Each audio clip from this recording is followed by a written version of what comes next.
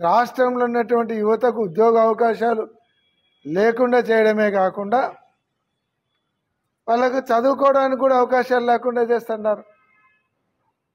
భారతదేశంలో మొట్టమొదటిసారిగా 17 మెడికల్ కాలేజీలకు ఒకటేసారి సెంట్రల్ గవర్నమెంట్ పర్మిషన్ ఇచ్చినది స్వాతంత్రం వచ్చిన తర్వాత ఫస్ట్ టైం. ఇది జగన్మోహన్ రెడ్డి గారు తీసుకొని రాగలిగినారు. ఎన్ఎంసి నుంచి తీసుకొని వస్తే 17 మెడికల్ కాలేజీలు వస్తే ఎన్ని సీట్లు వచ్చేటివి? ఆల్రెడీ 5 స్టార్ట్ అయినాయి.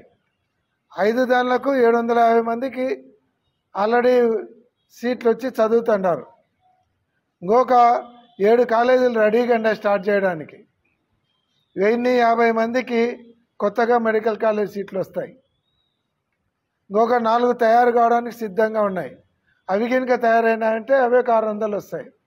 అంటే దాదాపుగా 2400 సీట్లు 2 సంవత్సరాలలో మీ ద్వారా మెడికల్ సీట్లు రాకుండా పోయినాయంటే ఎంత దుర్మార్గం.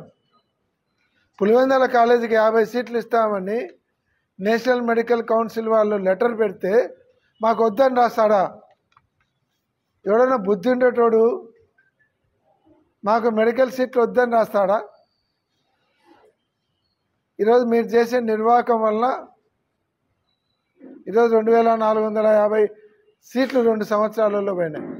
అదే కాకుండా మీరు చేసింది ఈరోజు ఇవన్నీ కూడా ప్రైవేట్కి అప్పచెప్తూ ఉన్నారు.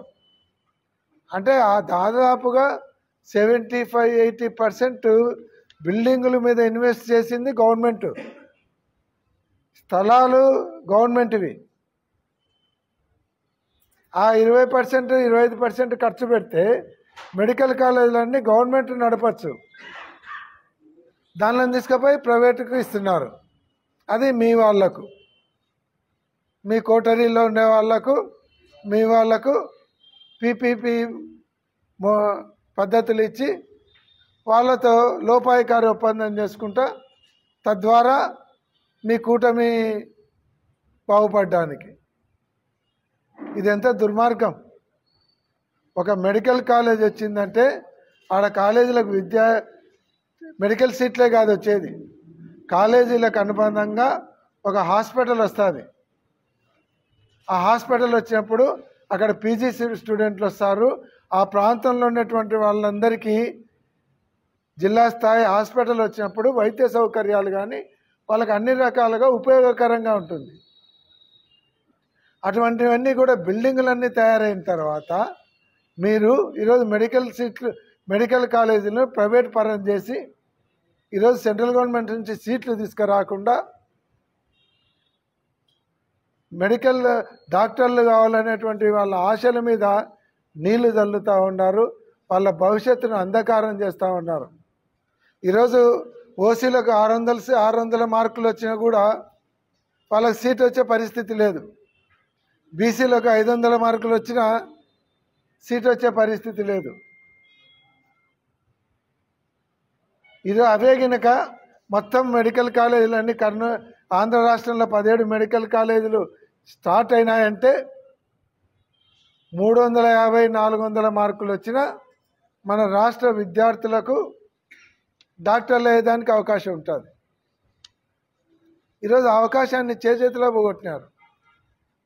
జగన్మోహన్ రెడ్డి గారు కష్టపడి 17 మెడికల్ కాలేజీలు తీసుకొని వస్తే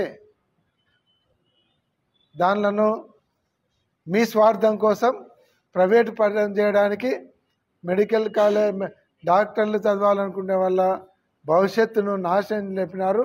ఇది కూడా ప్రజలు క్షమించరు. విద్యార్థుల తల్లిదండ్రుల క్షోభ పడుతున్నారు. ఆ ఉసురు మీకు తగలకుండా మానదు. ఈరోజు కేవలం రాజకీయాల కోసము కక్ష కట్టి 17 మెడికల్ కాలేజీలు స్టార్ట్ అయితే జగన్మోహన్ రెడ్డి గారికి పేరు వస్తుందని కక్ష కట్టి ఈరోజు మీరు ఈ రకంగా ప్రవర్తిస్తున్నారు. అట్లా ఉద్యోగాలు తీసుకొని రాలేరు, ప్రైవేటు పెట్టుబడులు తీసుకొని రాలేరు, ప్రభుత్వ ఉద్యోగాలు ఇవ్వలేకంటారు. ఈరోజు ఏదైతే మీరు సచివాలయ ఉద్యోగులను అడ్జస్ట్మెంట్ కింద తీసుకొని వచ్చి 15,000 ఉద్యోగాలు ప్రభుత్వ ఉద్యోగాలు ఖాళీలో ఉంటే ఫిలప్ చేయాల్సినవి తీసుకొని వచ్చి సచివాలయ ఉద్యోగాలను తీసుకొని వచ్చి దీంట్లో సర్దుతామంటున్నారు. అంటే అట్లా గవర్నమెంట్ ఉద్యోగాలు లేకుండా చేస్తుంటారు, పెట్టుబడులు తేలేక ప్రైవేట్ ఉద్యోగాలు లేకుండా చేస్తుంటారు. డాక్టర్లు చదువుకున్న పిల్లలకు భవిష్యత్తు లేకుండా చేస్తున్నారు. ఇంకా సూపర్ 6 అంటారా, డక్అవుట్ అయినారు. సంక్షేమ కార్యక్రమాలు ఒకటి చేయడం లేదు. ఏమన్నంటే అన్ని గ్రాఫిక్స్ చూపిస్తారు. అక్కడ అమరావతిలో 1,00,000 కోట్లు ఖర్చు పెడుతున్నామని చెప్తారు, నీళ్ళు వస్తే మునిగిపోతున్నాయి. నిన్న టీవీలో సోషల్ మీడియాలో చూసినాం. ఏదైతే అమరావతిలో వీళ్ళు ఆ ఫౌండేషన్ వేసి పిల్లర్లు కట్టినారో దాంట్లో వర్షపు నీళ్ళు ఆగిపోయి చేపలు పట్టుకుంటున్నారు. అవి కూడా పెద్ద పెద్ద చేపలు దొరుకుతున్నాయి. అక్కడే చేపలు అమ్ముకుంటున్నారు. అది రాష్ట్రానికి వచ్చేటువంటి ఆదాయం. వీళ్ళు 1,00,000 కోట్లు పెడితే చేపలు పట్టుకునే ఆదాయం వస్తుంది రాజధానిలో. కేవలం రాజధానిలో నీళ్లు రాకుండా మునిగిపోకుండా ఉండడానికి, వీళ్ళు కట్టే రాజధాని మునిగిపోకుండా ఉండేదానికి 12,000 కోట్లు ఖర్చు పెడుతున్నారు. ప్రపంచంలో ఎవడు పెట్టట 12,000 కోట్లు. అంటే వర్షాలు వస్తే రాజధాని మునిగిపోకుండా. మరి మునిగిపోయే చోట కట్టే బదులు 12,000 కోట్లు పెట్టి మునగని చోట కడితే. అందుకే జగన్మోహన్ రెడ్డి గారు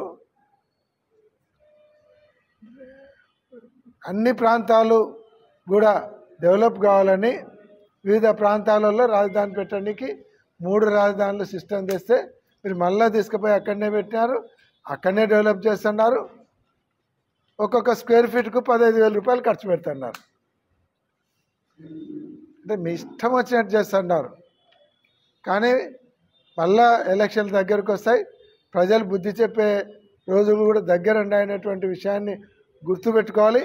దావోస్లో మీరు ఏమీ సాధించలేకపోయినందుకు ఆంధ్ర రాష్ట్ర ప్రజలకు బేషరతుగా క్షమాపణ చెప్పాలని డిమాండ్ చేస్తున్నాం. అంతేకాకుండా ఫీజు రీఎంబర్స్మెంట్ ఇంకా 3,900 కోట్లు రిలీజ్ చేయాల్సినటువంటి అవసరం ఉంది.